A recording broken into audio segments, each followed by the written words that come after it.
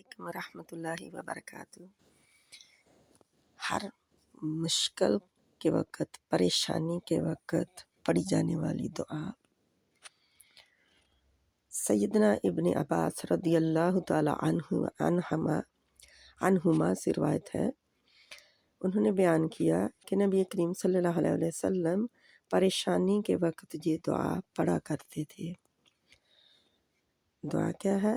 لا الہ الا اللہ العلیم الحلیم، لا الہ الا اللہ رب العرش العظیم، لا الہ الا اللہ رب السماوات ورب الارض ورب العرش الکریم۔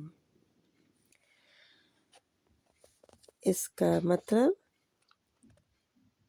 اللہ کے سوا کوئی معبود نہیں جو بہت جاننے والا بڑا بردبار ہے، اللہ کے سوا کوئی معبود نہیں جو عرش عظیم کا رب ہے، اللہ کے سوا کوئی رب نہیں جو آسمانوں کا رب ہے، زمین کا رب ہے اور عرش کریم کا رب ہے۔ یہ بخاری کی حدیث ہے 7426 نمبر پر۔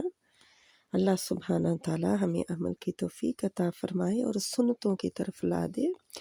اللہ کے نبی صلی اللہ علیہ وسلم جب پریشان ہوتے تو وہ کیا پڑھتے تھے، یہ ہمیں پتہ کرنا ہے انشاءاللہ، اور وہی کرنا ہے۔ اللہ ہمیں ہر طرح کی آفتوں، مصیبتوں، بلاؤں، پریشانیوں سے نجات دے، آمین ثم آمین۔ السلام علیکم ورحمۃ اللہ وبرکاتہ۔ خود بھی پڑھیں اور دوسروں کو بھی دیں۔